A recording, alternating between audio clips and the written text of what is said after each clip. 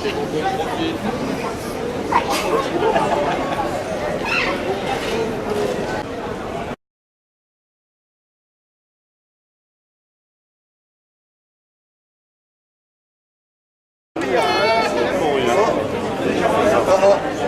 ans de la naissance d'Israël, de la Nakba et de son épuration ethnique. Celui de l'asphyxie de Gaza, où la mort ne résulte pas seulement des armes israéliennes, mais aussi d'un blocus monstrueux qui depuis 11 ans tue à petit feu et pousse au désespoir 1,8 million de Gazaouis. Gazaouis qui n'ont pas besoin d'être manipulés par le Hamas pour protester. Il y a les assassins, Netanyahou et son gouvernement composé de nationalistes religieux et de racistes. Leur but est de briser toute résistance chez les Palestiniens et de conquérir le plus de territoire possible avant toute négociation.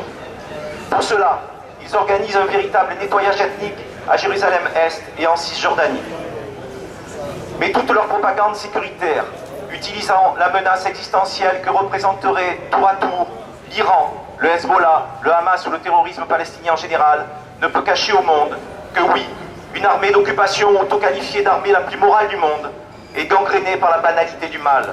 Banalité qui, au regard de la place tenue par l'armée israélienne, ronge les fondements de celui-ci comme une lèpre. Il y a les complices, et au premier chef le président des États-Unis, élu avec les voix des sionistes chrétiens, qui voient en la victoire d'Israël l'accomplissement d'une volonté divine. Avec eux, la prophétie obscurantiste du choc des civilisations tente à se réaliser. Donald Trump, président impulsif et vraisemblablement malade mental, en décidant de transférer l'ambassade des États-Unis à Jérusalem, a jeté de l'huile sur le feu. En choisissant l'affrontement avec l'Iran, il prend le risque d'enflammer la région et une grande partie du monde. Les gouvernements arabes portent aussi une lourde responsabilité dans le drame actuel. Ils instrumentalisent la cause palestinienne pour leur propre intérêt. Elle permet souvent de détourner le mécontentement de leur peuple qui aspire à plus de bien-être et plus de liberté. Ils n'hésitent pas pour cela à laisser l'antisémitisme gangréner une région qui en était éloignée pendant des siècles.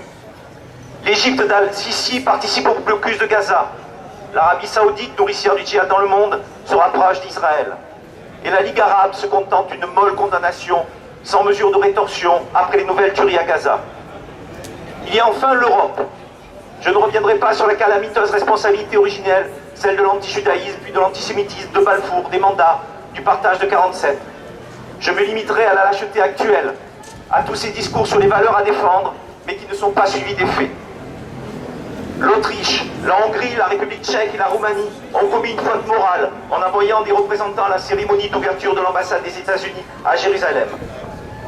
Quant au reste du continent, il s'est limité à des déclarations lénifiantes et jusqu'à ce jour à une inaction assassine. On a eu ainsi droit au sempiternel et aveugle attachement à la solution à deux États, quand tout montre que cet objectif devient inaccessible. On a subi de la part de l'UE nous attendons de tous qu'ils fassent preuve de la plus grande retenue afin d'éviter d'autres pertes humaines, comme si la moindre égalité pouvait exister entre la puissance occupante qui réprime avec des armes de guerre et le peuple occupé qui manifeste pacifiquement. Si la condamnation des violences contre les Palestiniens par les autorités françaises a été ferme, que dire de la réalité de leur politique? Elle qui se montre si pusillanime quand un de leurs citoyens, Salah Hamouri, croupit dans les geôles israéliennes. Elle qui, malgré toutes les violations du droit par Israël, maintient des liens économiques et sécuritaires étroits avec Tel Aviv. Voilà pourquoi nous demandons à ce que la France annule la saison France-Israël promue par le ministère de la Culture et le gouvernement israélien pour servir de vitrine à Israël et à sa politique chaque jour plus dure envers les Palestiniens. Reconnaisse immédiatement l'État de Palestine et cesse toute coopération militaro-policière avec Israël. Agisse auprès de l'Union européenne afin d'obtenir la suspension de l'accord d'association UE-Israël. Propose au Conseil de sécurité de prononcer des sanctions, même si cela doit provoquer le veto des États-Unis.